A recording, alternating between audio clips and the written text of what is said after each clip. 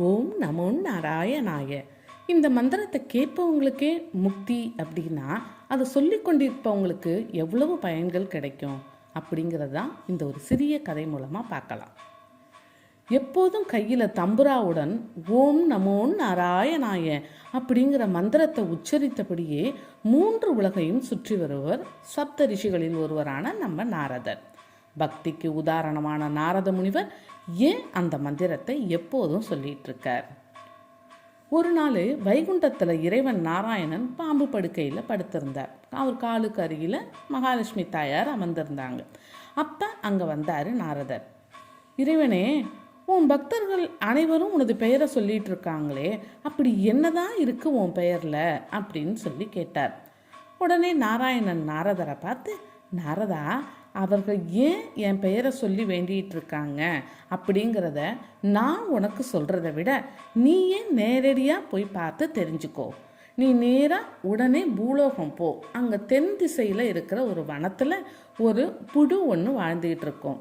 அதுக்கிட்ட போய் இந்த மந்திரத்தை சொல்லு அப்படின்னு சொன்னார். உடனே நாரதரும் நாராயணன் சொன்ன அந்த வனத்தை நோக்கி போனார். அங்கே ஒரு புழு இலையின் மேலே அப்படியே ஊந்து போயிட்டு இருந்தது.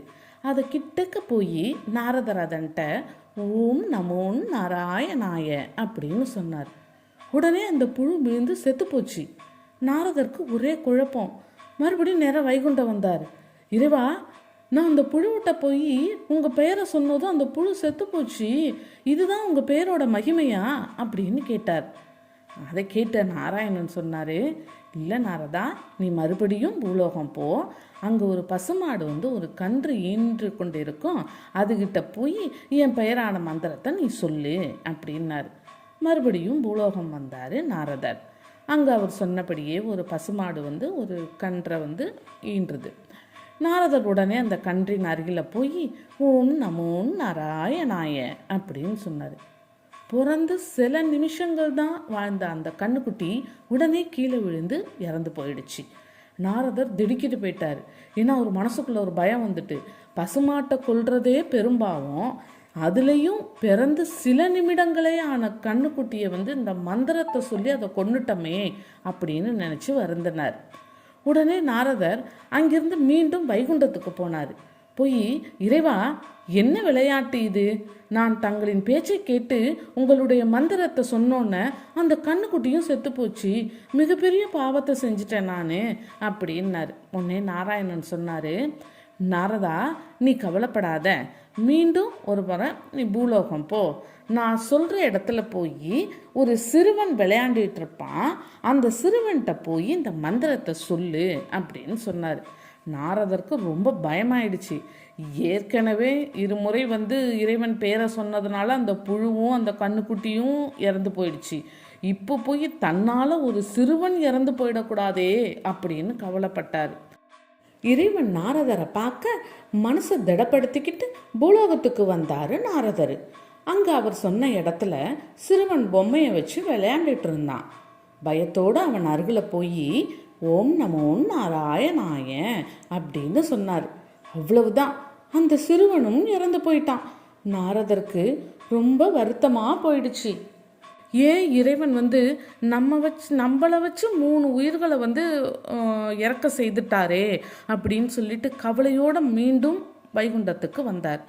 அங்கே நாராயணும் மகாலட்சுமியும் உட்காந்துருந்தாங்க. அவங்களுக்கு கீழே ஒரு முனிவர் ஒருத்தவர் அமர்ந்திருந்தார். ரொம்ப மனசு தடுமாறிய நிலையில் வந்த நாரதரை பார்த்த நாராயணன் கேட்டார், நாரதா, ஏன் இப்படி கவலையோடு வர்ற? உனக்கு என்ன ஆயிற்று அப்படின்னு கேட்டார்.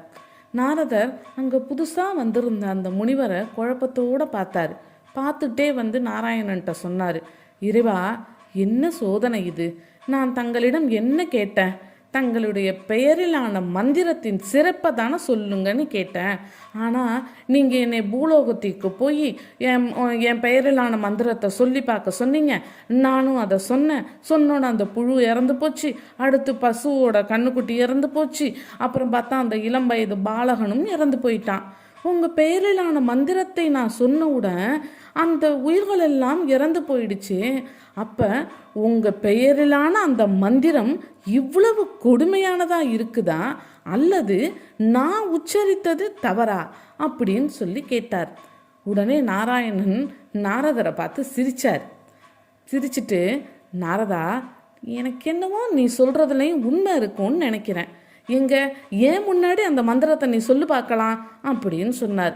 சரி, இறைவன் தான் பக்கத்தில் இருக்கிறாரே அப்படின்னு சொல்லிட்டு தன்னுடைய மனசை திடமாக்கிட்டு கண்ணை மூடிக்கிட்டு மறுபடியும் அந்த மந்திரத்தை சொன்னார். ஓம் நமோ நாராயணாய அப்படின்னு சொல்லிட்டு நாரதர் கண்ணை திறந்து பார்க்குறார். பார்த்தா இறைவனுக்கு கீழே அமர்ந்திருந்தாங்கல்ல அந்த முனிவர், அவங்க அந்த இடத்துல இறந்து போயிட்டாங்க. அவங்க உடல்லேருந்து வந்த அந்த ஆன்மா என்ன ஆணுச்சு அப்படின்னா இறைவனினுடைய காலடிக்கிட்ட போயிடுச்சு. அப்படியே நாரதர் கலங்கி போயிட்டாரு. நாராயணன் நாரதரை பார்த்து, நாரதா, எனது பெயரை உச்சரித்தா அனைத்து உயிர்களுக்கும் முக்தி கிடைக்கும். உனது வாயால் என் பெயரிலான மந்திரத்தை கேட்டதுனால அந்த புழு பசுவா மறுபிறப்பு எடுத்தது, பசு பாலகனா மறுபிறப்பு எடுத்தது. அந்த பாலகன்தான் மாமுனியா அவதரிச்சாரு என்னுடைய பெயரை கேட்டதுனால.